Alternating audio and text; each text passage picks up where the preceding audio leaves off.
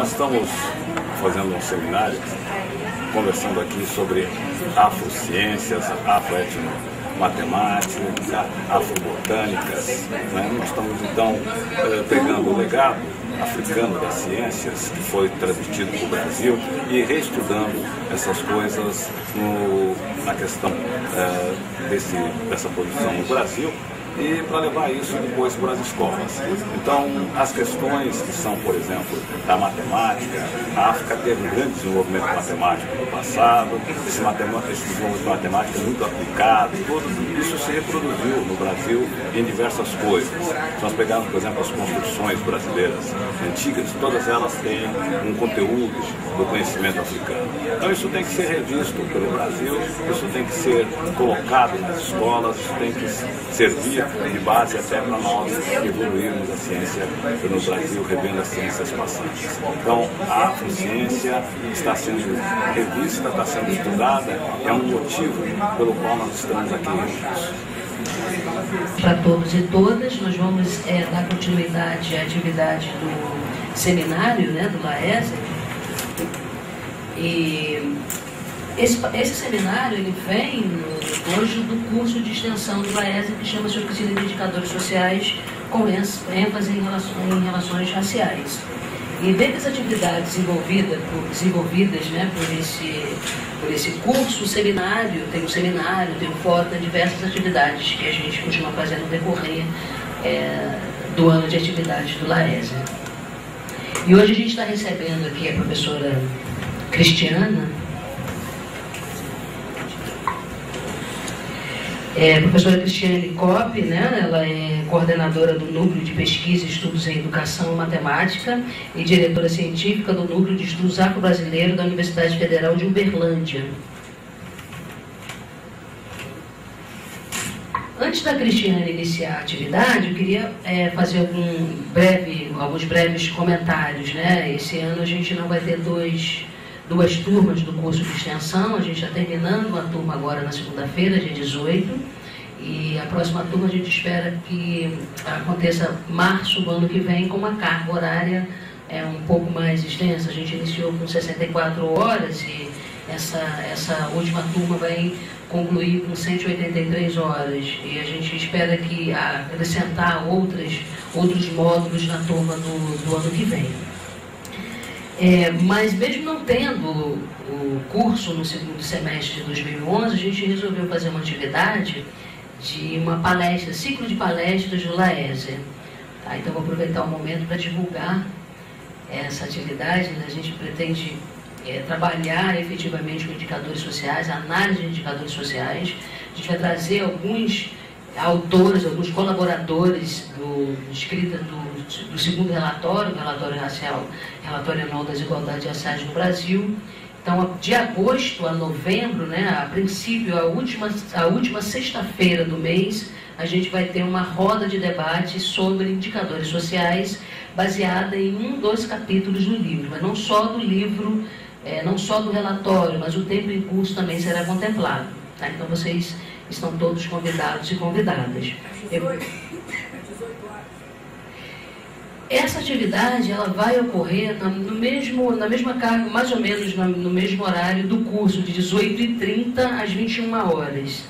Tá? A princípio foi agendada para a última sexta-feira de cada mês a partir de agosto, mas vocês vão receber comunicado via mala direta. Quem foi do curso de 64 horas pode complementar as disciplinas que não viram? Pode, sem problema nenhum. A gente vai tentar fazer organizar de forma que vai dividir em módulos. Né? Quem participar de todos os módulos vai receber a certificação de aperfeiçoamento. Quem fizer os módulos que não fizeram das turmas anteriores vai ganhar de extensão. Tá bom? Gente, então vou passar para a professora Cristiane. Bem-vinda, eu agradeço você ter aceitado o nosso convite e entrego os nossos alunos para você. Boa noite a todos e a todas. Para mim é um prazer estar falando com vocês. Na verdade, é um diálogo, né, que a gente vai fazendo na forma de oficina. E Queria dizer que, apesar de não estar mais com o meu sotaque, eu sou carioca da Gema, tá? Da Penha, não sou papa goiaba, é isso? E é um prazer falar na minha terra natal, né? Quando o avião hoje aterrissou, eu falei que coisa boa, né? Poder voltar para a nossa terra natal, onde a gente deixou amigos, parentes. Então é legal falar para um grupo de professores da cidade onde eu nasci, né? O ciclo da vida.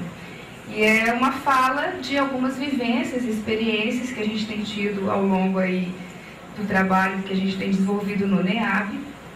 E lógico que tudo que a gente está fazendo de ação, não só no NEAB, mas enquanto professor de graduação, enquanto educadora, é em função da lei, né? E por isso nós estamos aqui nesse curso e tivemos as falas, né, ontem. Até brinquei com o professor Grimes, que eu encontrei no hotel, falei, olha, você estava com os referenciais da etnociências, né, o professor Campos, né, o Márcio Campos, e o professor, que está aqui prestigiando também esse momento, que também tem aí os primeiros escritos, né, da afroetnomatemática, né, que é uma colaboração também com a nossa fala aqui. Então, eu queria dizer isso, que a gente vai dialogar o tempo todo. E que eu falei, Zô, é o seguinte, como que é o espaço lá? Tem mesa, né? Falou, não, é um auditório. Então vou ter que adaptar a oficina. Então a gente vai ter que... Eu falei assim, olha, mas eu quero fazer uma oficina de fato de verdade, porque quando eu vou a um congresso, algum evento que fala que é oficina, eu fico sentada só ouvindo, eu falo que oficina é essa, né? Então a gente preparou, cuidadosamente, eu e os parceiros, né, que é a universidade, o NEAB, a Cor da Cultura. NEAB é Núcleo de Estudos Afro-Brasileiros.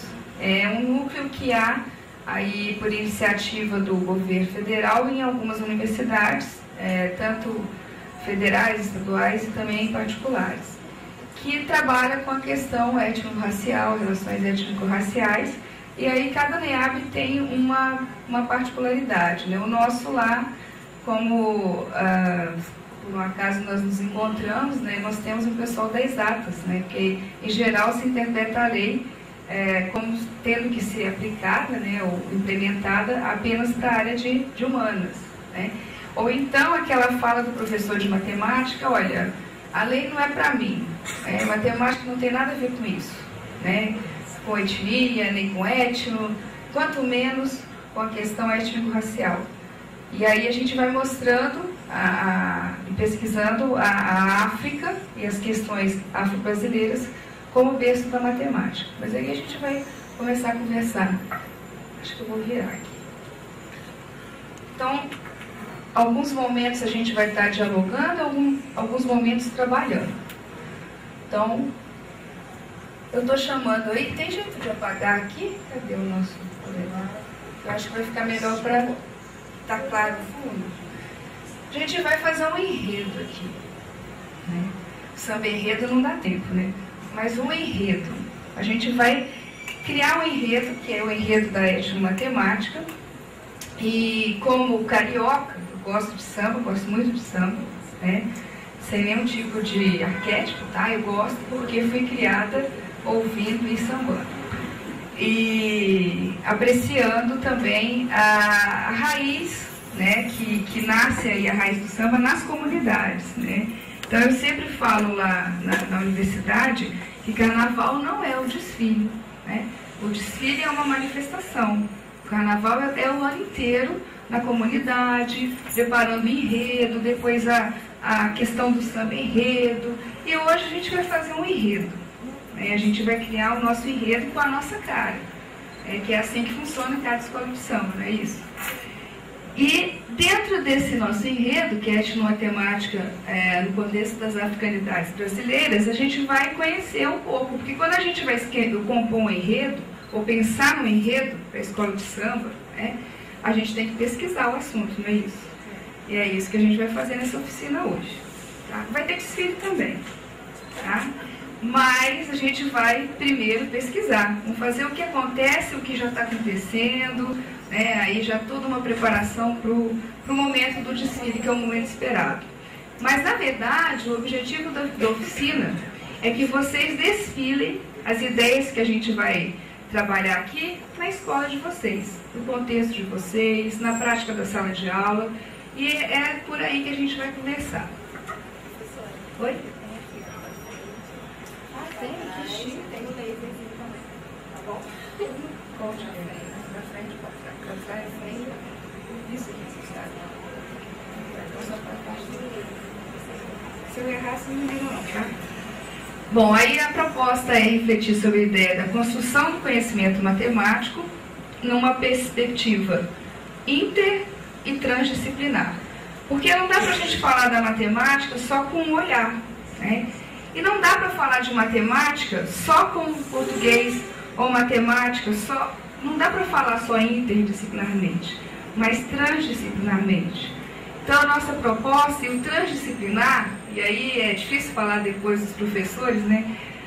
E depois a gente vai citar o Márcio Campos, que fala um pouco desse trans, é fazer transitar os conhecimentos sem nada armado, sem ferramenta. E é isso que a gente vai fazer aqui.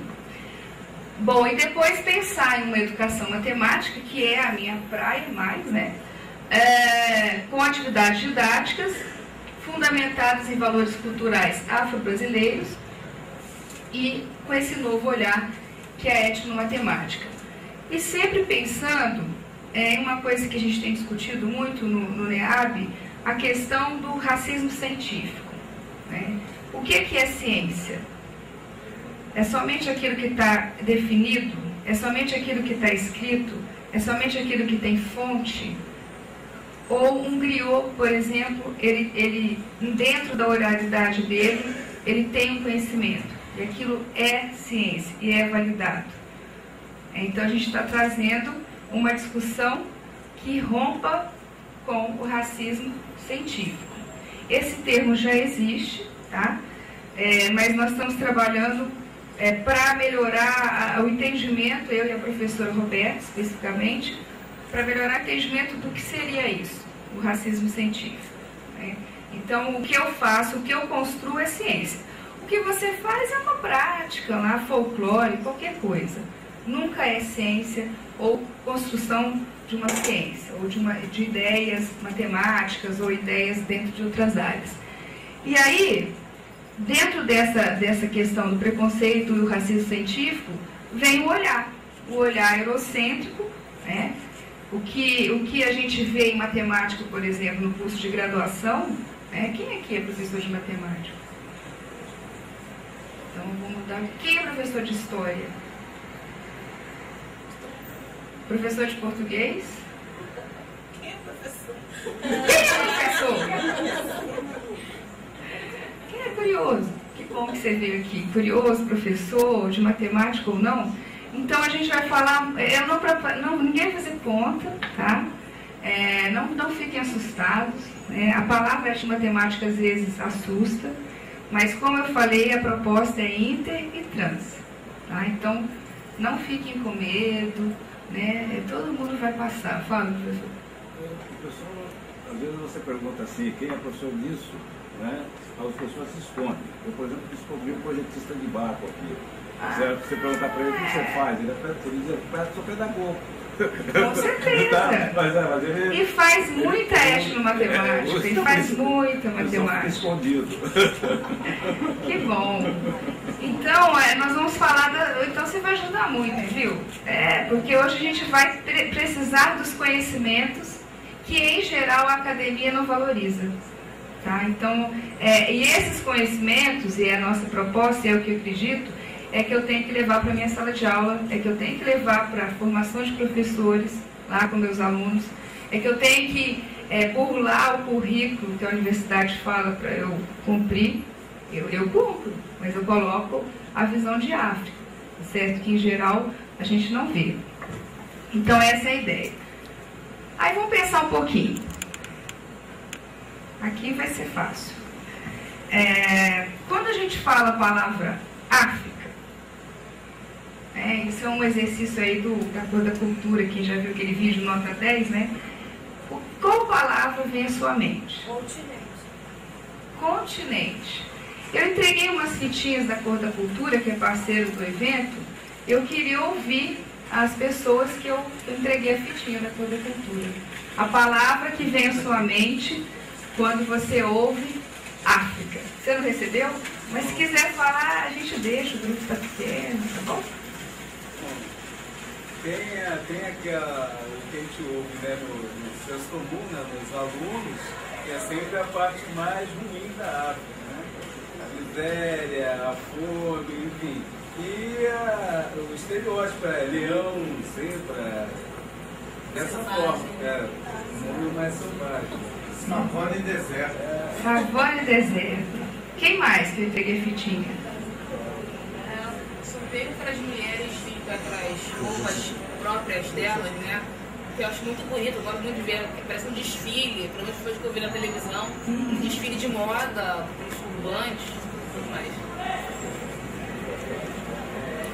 Então, eu tô descobrindo agora o continente, né? Mas assim, por minhas próprias pernas, até porque a televisão e a escola, né, coloca a África como país. Até na reportagem mesmo, quando vai falar, acho que essa semana passada, caiu um avião, né? Aí falou, caiu um avião na África. Quando cai em outro lugar, por exemplo, um outro país, né, num país, aí fala, caiu um avião no Brasil, caiu um avião na Venezuela. Não, caiu na África. A África fica muito difícil, né, você distinguir. Então assim, eu tô descobrindo aos poucos, entendeu? Eu tô conhecendo aos poucos. Quem mais que eu entreguei fitinha? Ou quem quiser falar? Não, Eu não quem quiser recebi falar. a fita, mas sempre a palavra África, né? O que mais a gente vê são coisas que denigrem a maior parte, né? Só passa só fome, quando vai falar de referente à África em si, porque assim, é um continente imenso, né? Mas já fala já que a África passa fome, a África está morrendo, só o que é pejorativo nele. Uma outra coisa que eu estou aqui, que eu estou meio doente, não vou poder ficar, a questão, por exemplo, do nosso Gavião Bueno. Quando o Brasil vai jogar com a África do Sul, ele não vai jogar com a África do Sul, ele vai jogar com a África. Quando o Lula vai para a Alemanha, vai para a Alemanha, vai para a Itália. Mas quando ele vai para o Costa do Marfim, não, ele foi para a África. Só nisso aí você já vê. Meus alunos até falam, pô, na África só tem um desastre, só tem isso. E eu perguntei para eles, as notícias que vêm da África nunca são boas. Boas mesmo, as coisas estão indo. Ninguém fala, por exemplo, que lá em Angola quase todo mundo hoje tem celular. Que a África é o primeiro continente que conseguiu, não precisou de poste telefônico. Hoje, praticamente lá já está. É uma outra. O mundo vai mudar muito, a África vai mudar daqui a 10 anos.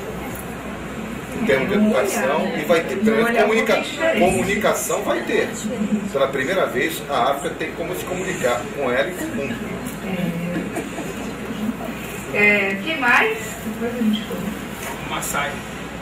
Eu desenvolvi uma pesquisa sobre os Maasai. Os corretores que vêm aqui em São Paulo e passam aqueles troféus, carro e passagem. Então, essa pesquisa, se nós buscarmos onde eles correm e descalçam, é impossível. Mas para eles são possíveis. Eles não comem carne. E os grupos de jovens abaixo de 18 anos encaram os peões, um zagaia. O papel deles é a alimentação, manter a alimentação viva dentro do seringuete, à beira de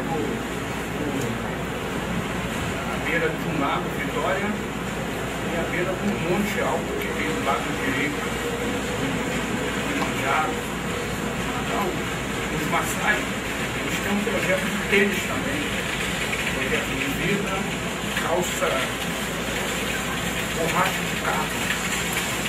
Então para nós brasileiros, a dominância não deixa chegar. Aí eles vê esse povo chegar aí para Passete. Aí hoje em dia o pessoal corre em busca do que eles deixaram aí. E a gente não fala, porque alguém pega as notícias e coloca naquela máquina que ele fragmenta. As pessoas comem isso, nem transformam em papel higiênico. Isso o grupo agora desconhece. E eles estão sempre vindo aí. Estão sempre vindo aí. Se digitar Maasai, aí vai apresentar vários Maasai. Eles vão para o Sudão, eles têm raízes com os Dinga. Eles são o primeiro grupo do Congo a sair do Congo quando o inglês invadiu. São os únicos homens que encaram o leão.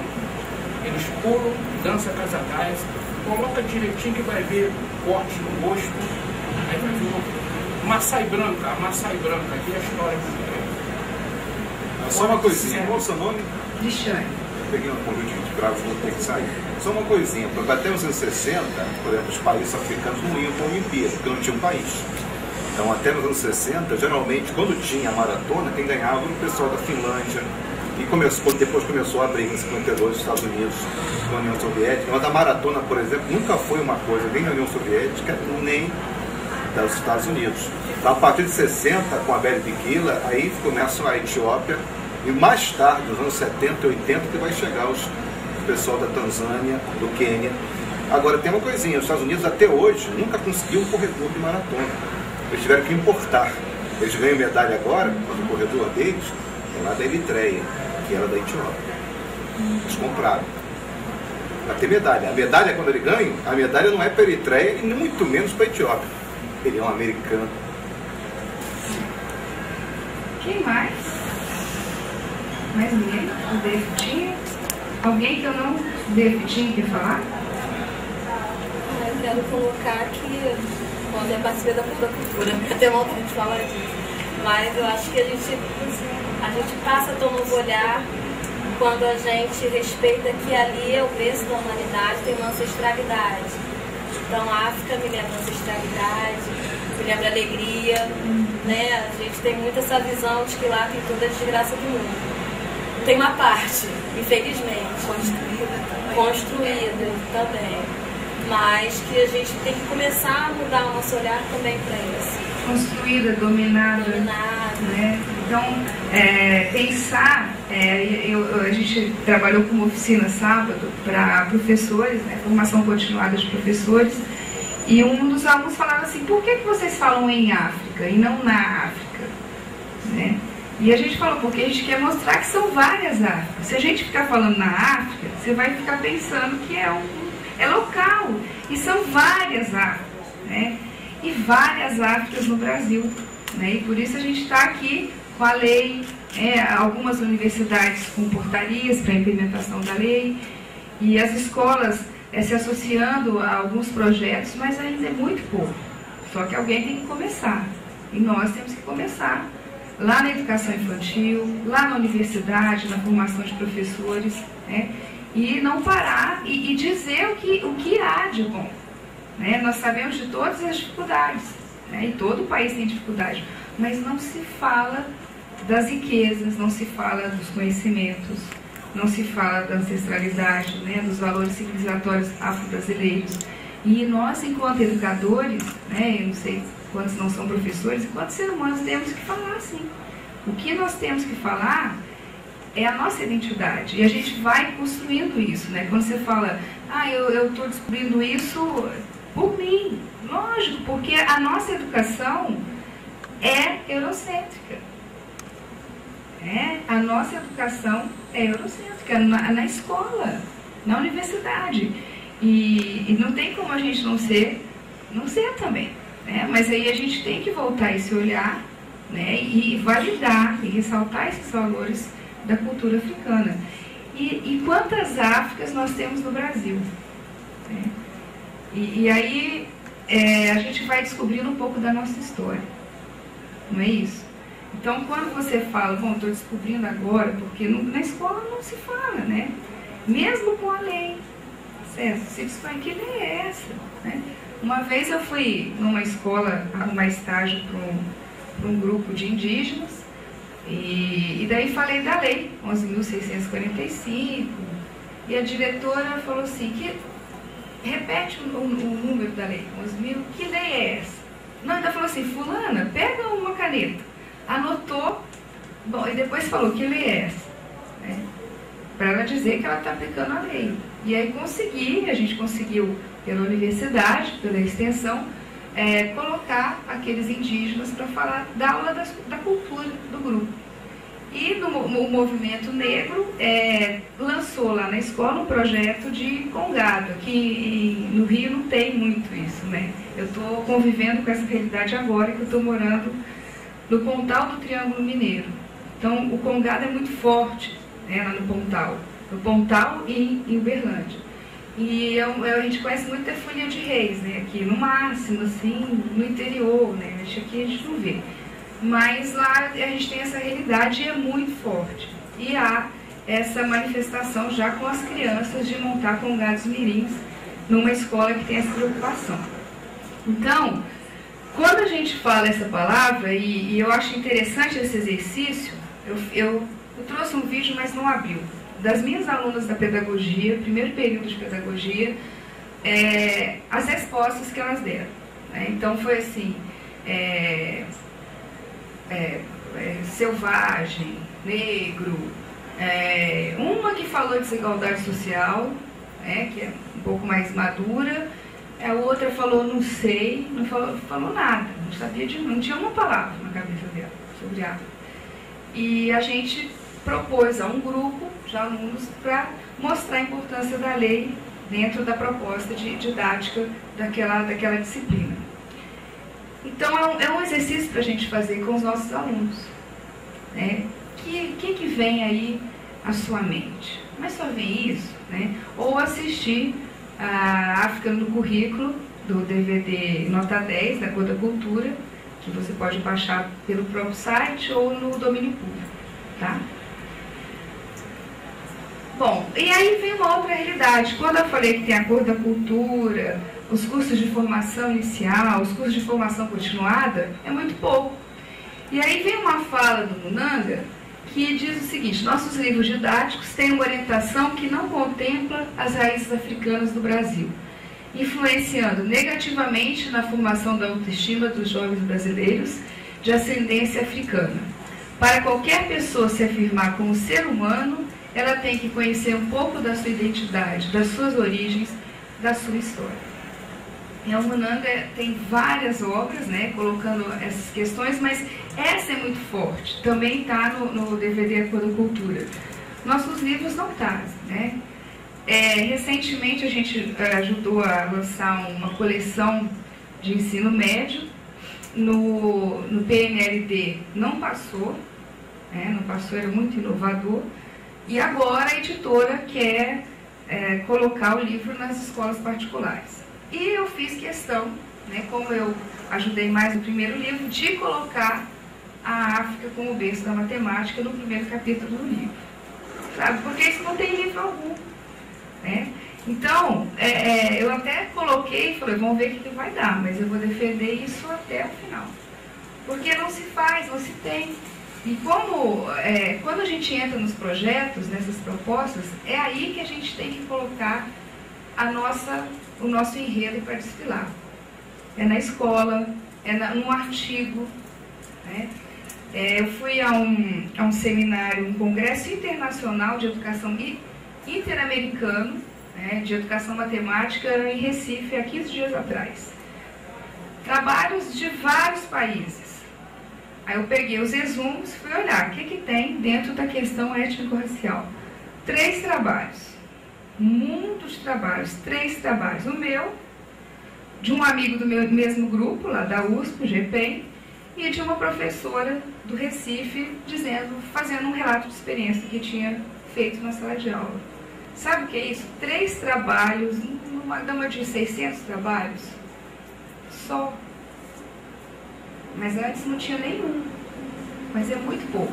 Então, quanto mais a gente conseguir divulgar o que tem sobre a lei, sobre Cor da Cultura, todas as ações afirmativas, né, que a gente está tendo acesso, a gente vai conhecer mais a nossa identidade, a nossa realidade e contribuir para que os nossos alunos tenham uma discussão em todas as ordens, não só em matemática, mais ampla, né? Uma visão com vários olhares, e não um olhar eurocêntrico como é o que a gente tem hoje. Esse livro já está editado, você mencionou? Então, ele foi para o Plano Nacional do Livro Didático e somente a coleção de física foi aprovada. Então, e na verdade ele não foi aprovado porque 2 autores não comprovaram a titulação. Eu achei que era por causa de conteúdo, mas não foi. Faltou documento. E daí a editora não desistiu, tá? E eu não sei te falar se já está sendo apresentado para as escolas, mas eu posso ver depois e te passar. Tá, aí a gente vê. Mas é uma realidade que a gente não tem. Nós temos vários projetos, o professor colabora, né? Fez aí pelo CEAP, um de Ciência e Tecnologia, né? Do projeto Flor das Camélias, né? A gente tem acesso. Mas são projetos, né? São ações afirmativas. Mas essa é a nossa realidade. É a realidade de que a gente não tem esse discurso na sala de aula. E se a gente não levar enquanto educador, vai continuar não tendo. E nos espaços, eu estou falando sala de aula, mas nos espaços que a gente ocupa, de trabalho. Porque é o ambiente que a gente tem que falar, da nossa identidade. Não é isso? E aí vem a comissão de frente do nosso enredo e do nosso desfile. E uma provocação. Será que... vocês não vão achar que não tem nada porque ouviram a fala do professor ontem e tal, e aí já deu a cola, né? Já deu a deixa. Mas se não tem nada nos livros didáticos, fica parecendo, não é? Que não houve conhecimento, não houve desenvolvimento e não houve contribuição, né, do continente africano para o que a gente estuda, para o que a gente vem fazendo aí enquanto ciência, enquanto conhecimento da sociedade.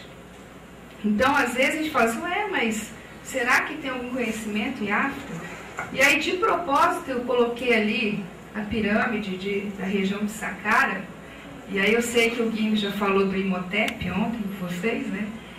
E aí o Imhotep é dessa região, né? E ninguém fala no curso de medicina de Imhotep. Né? Quem estava aqui ontem? Só para eu saber, a maioria. Ele fez a brincadeira do Imhotep, né? Então, acho que é isso. A gente não tem esse conhecimento. Nós não vimos isso na escola. E só vamos ver na escola se nós começarmos essa discussão. Com muita dificuldade, né? Tá, colega aí da Cultura, como é difícil implementar um projeto com a temática na escola. Há muita resistência. Então, a gente está discutindo a natureza do conhecimento como o nosso comissão de frente.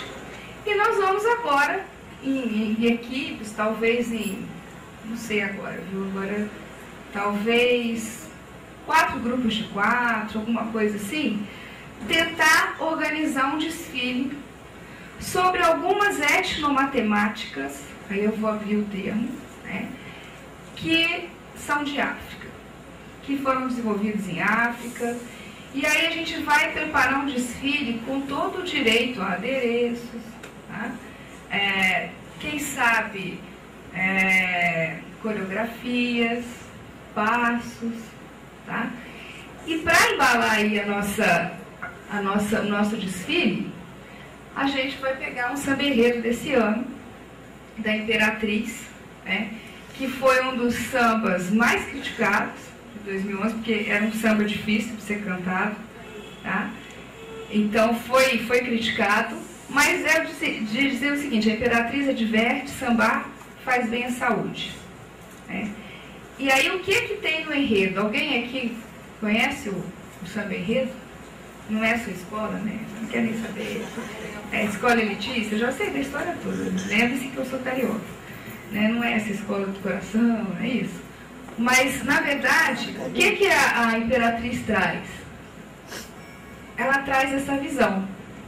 Ela traz a África como berço da medicina, né?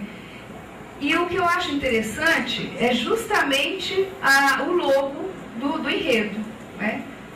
Vocês conhecem aquela imagem? Ele falou que tinha um laser aqui, né? Todo mundo conhece aqui essa imagem? Como chama essa imagem aqui? Vocês lembram o nome? Homem vitruviano, ele falou. Homem vitruviano de quem mesmo? Davi. E olha só o homem vitruviano do enredo da escola de samba. Né? Ele reconstrói, né, e lógico, isso apareceu lá no interior da comunidade, esse homem vitruviano do Renascimento, né, com uma outra cara, né, com outro logo, e com um cenário atrás, ó. Aí o nosso colega fala assim, eles só pecaram no Hipócrates, tinha que ser o Imhotep, né? Aí você já sabe quem é. Mas, de fato, o que diz esse samba enredo? Mãe África, do teu ventre nascia o poder de curar. Despertam as antigas civilizações, a cura pela fé nas orações. Mistérios da vida, o homem a desvendar, a mão da ciência ensina, o mundo não pode parar. Então, ele vai colocando a África como berço da ciência, em particular da medicina. Tá? Apresenta até ao Hipócrates, né? Porque no juramento do curso de medicina é o juramento a Hipócrates. E eu até brinquei outro dia com um grupo, falei, tinha que ter o juramento a Imhotep. Mas não se fala isso. E as primeiras manifestações da medicina foi em África. Cesariana, por que é cesariana? Por causa de César. Não, isso nasce no interior da África, Egito, Imhotep. Então a gente discute um pouquinho disso com a ajuda da nossa amiga Roberta Doneaga, que é das ciências biológicas. Então ela tem mais propriedade para falar e a gente acaba fazendo essa troca inter e transdisciplinar. Então, pensando nessa ideia e ao som do samba enredo, quero dizer que eu não sou imperatriz, tá? Eu não estou fazendo propaganda, mas a gente quer pegar justamente o enredo que fala, que ressalta a importância do conhecimento em medicina, né? A África enquanto berço da medicina. Tudo bem? Como é que a gente vai fazer essa dinâmica? A gente tem aqui dois polos de material, tesoura, cola, e tem cada kit desse aqui, ó, tem um etnoconhecimento ou uma etnomatemática diferente. Então, em 4 grupos, aqui tem um kit para várias atividades, porque como o Azul falou que a gente já está no auditório, eu tive que criar um outro artifício para trabalho. Mas a gente pode usar o chão, tá? Ou afastar cadeiras, ela autorizou. Mas a gente pode também usar a mesa, aqui é o nosso espaço. Então, um grupo, acho que grupo de 4, acho que dá 4 grupos de 4, vai escolher um desses envelopes, vai se pesquisar, porque a gente está construindo um enredo, então primeiro a gente pesquisa o tema, e depois vai construir uma ala desse desfile da escola de samba. Bom, essas jutas, essas fitas não estão aqui à toa, elas estão enfeitando o nosso espaço, mas elas são para ser, uma já até caiu, ó, é para ser utilizada se vocês precisarem no grupo de algum ornamento, algum adereço, pode ser utilizado. Tesoura. Então nós vamos preparar isso, eu estou pensando em meia hora para preparação, tá? Pela experiência que a gente tem. Então vocês vão tomar contato com esse etnoconhecimento, com essa etnomatemática, e montar uma ala que apresente o assunto para as outras áreas que nós vamos ser arquibancadas também. Entendido? Olha, eu te confesso que eu estou meio constrangida aí de ter que mexer com a matemática, sendo eu das ciências sociais. Eu nunca me vi adentrando com esse negócio. Olha, eu te prometo que não vai doer. Você tem que pensar que você vai coletivamente, que é um valor afro-brasileiro, né, importante, criar como vocês vão desfilar essa etnomatemática para o grupo. Tá? Não tem nada de conteúdo, porque sempre que eu vou falar para um grupo que eu não conheço, no caso agora a gente se conhece, mas eu não sabia o público, eu faço de forma mais disciplinar possível. Tudo bem? Então eu vou contar 1, 2, 3, 4, 1, 2, 3, 4, para ver se a gente consegue diversificar um pouco o grupo, porque senão fica os conhecidos. Ou vocês preferem se organizar? Vocês mesmos se organizam? Vai assim, vai. 1, 2, 3, 4? Não, se organizam? Então vocês se organizam? Então acho que 4 grupos de 4. É porque as pessoas se conhecem, eu não conheço ninguém. Eu não conheço ninguém. Isso é uma ótima oportunidade para você conhecer. A dinâmica também é para isso, viu? Como que você chama? Das ciências sociais. Como é que é? Como que é o nome dela? Tereza. Tereza. Aí, você já me conhece, Tereza. A Tereza é super curiosa. Isso, a Tereza veio aqui, ó, e copiou todos os símbolos, viu, Tereza? Eu tava só de... A gente vai trabalhar com os símbolos adinhos. É também, é também. Vamos lá, então? Cadê os grupos? Deu 4 grupos de 4 mesmo? Senão ela vai ficar muito bicha, né? Fica um pouquinho. E daí vocês vão aqui pegar o material. Enquanto isso, eu vou colocar o samba enredo pra gente esquentar o barracão, tudo bem?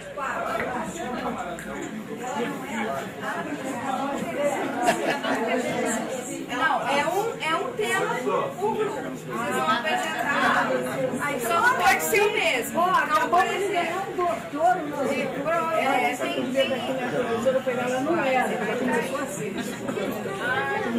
Tem 5 no mesmo. Ganhamos um Otávio. Você tá vendo? Agora você já conhece mais. Ah, então você escolhe. Folhas, EVA, é para você criar. Mas esses materiais que a gente tem aqui. O que eu quero que vocês peguem agora é só o texto, tá? E fica com esse material aí. Depois vai ter material para todo mundo. Tem 50 kits, tá? Então todo mundo vai levar para casa, tá? E daí eu quero agora o texto, tudo bem? Só que a gente não pode ter o mesmo tema. Então aqui, qual é o tema do grupo? Tá, osso de chego, aqui é as contas, outro é pirâmides, e aí? Pirâmides também? Então eu tenho que desempatar. Contas, aqui é contas. Aqui é contas. Para 212 era galinha. Os 12 eram muito tem que decorar um tipo de objeto. Era usar semente de joias que serviam como peça de zona e sangrado.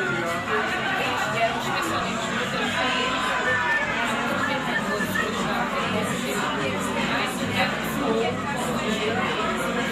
esses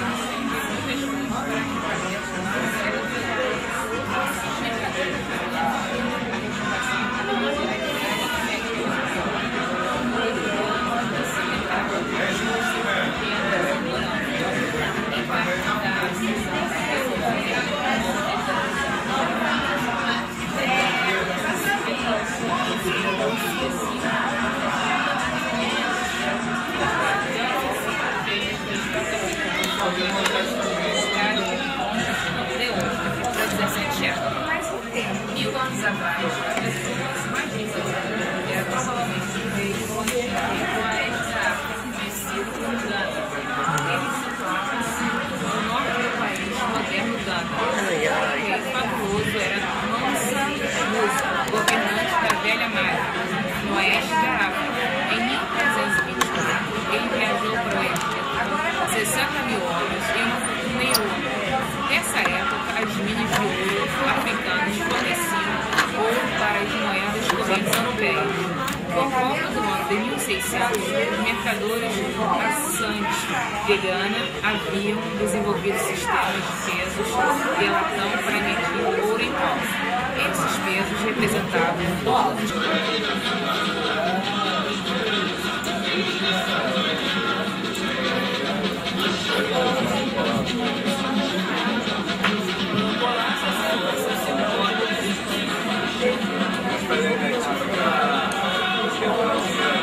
pode tirar isso aqui,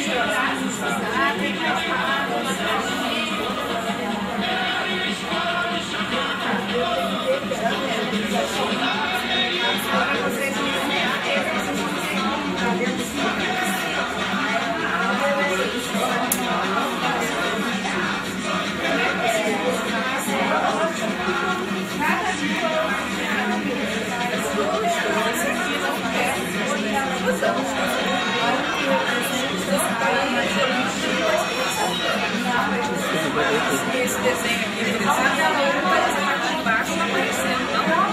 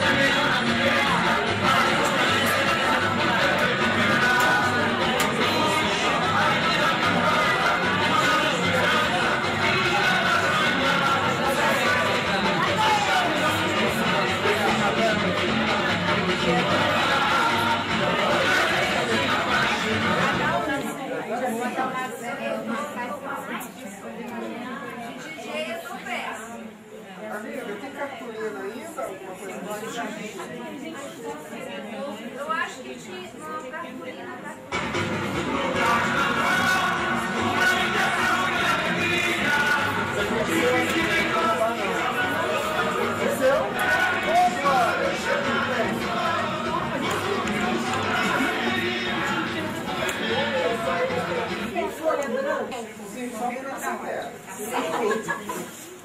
Não, vamos fazer o seguinte, vocês ficam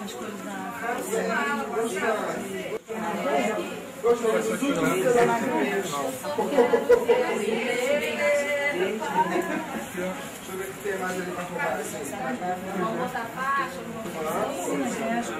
legal.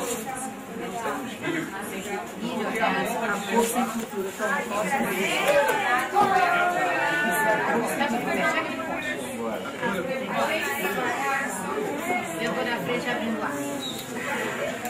Abre ela. Mostrar ela.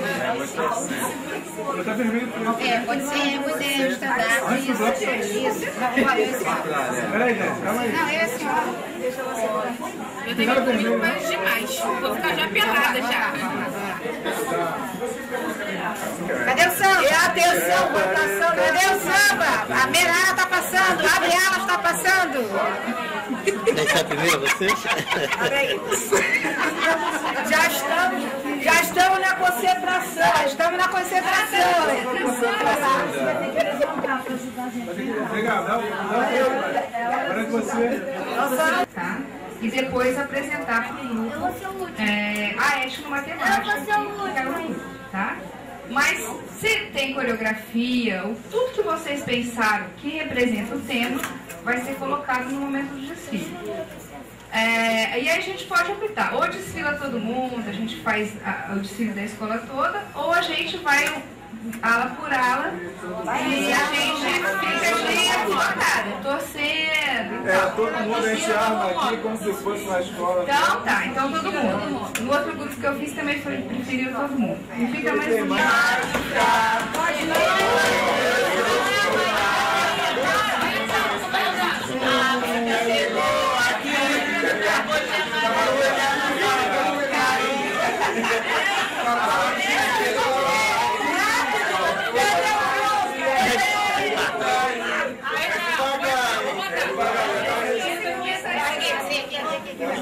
Vai voltando aqui.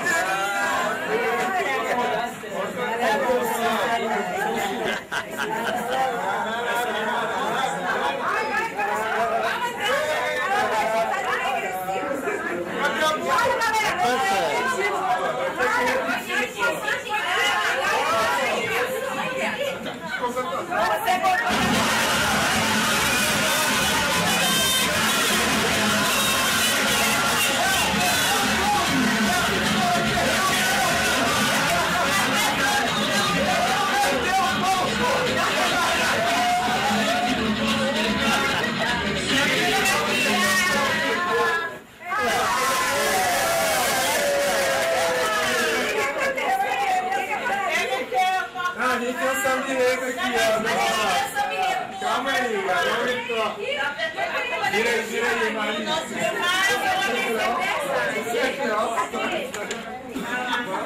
Cadê a mensagem? Aí, ó.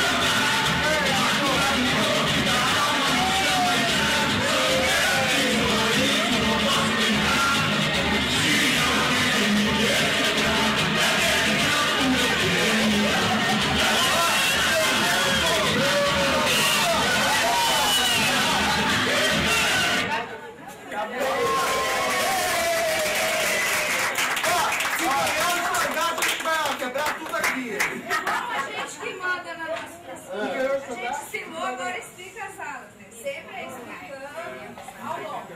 Então eu gostaria que cada grupo agora, cada ala, explicasse a etnomatemática que ficou no grupo. Aí tem, talvez... O quê? Isso eu não sei. Isso aí eu não sei. É a realidade.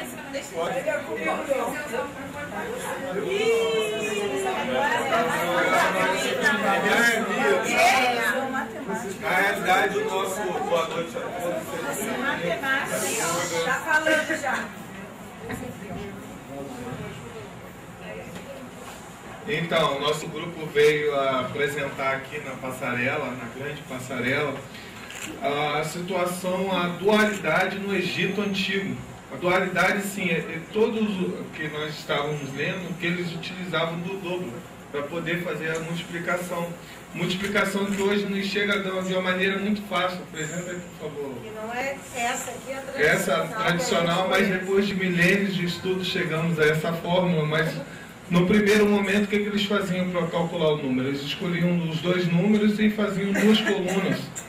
E numa coluna eles escolhiam um número, e um número para ser representado na segunda coluna era o primeiro.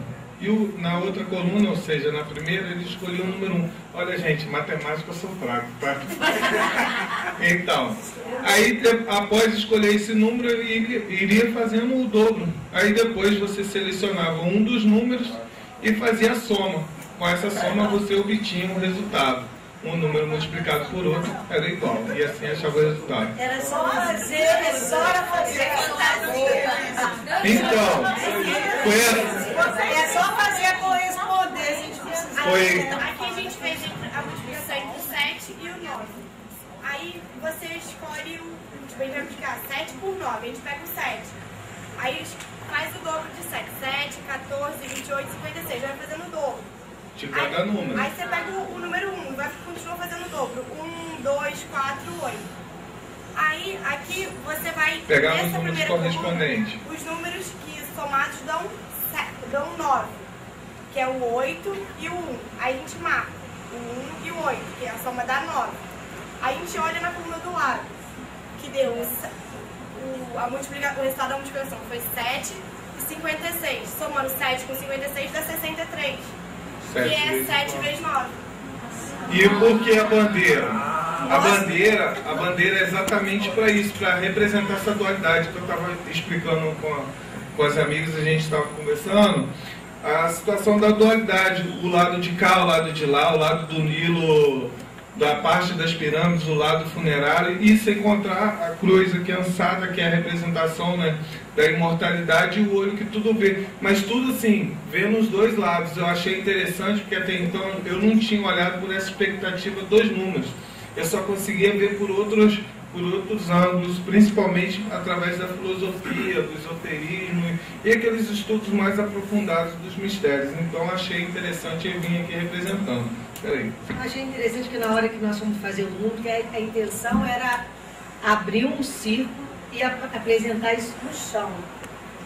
Quando a gente foi fazer os números, aí a gente foi preocupada, vamos fazer do lado de cá, e começamos a fazer de um lado e do outro, para desconstruir tudo. E eu achei do lado... Ou seja, não existe o certo ou errado, não existe o lado certo para ser colocado. Os dois lados são certos, só que cada um vai representar um mundo, que é o Egito. Gente, obrigado por tudo. Até a próxima. Ó, eu sou faraó, tá bom?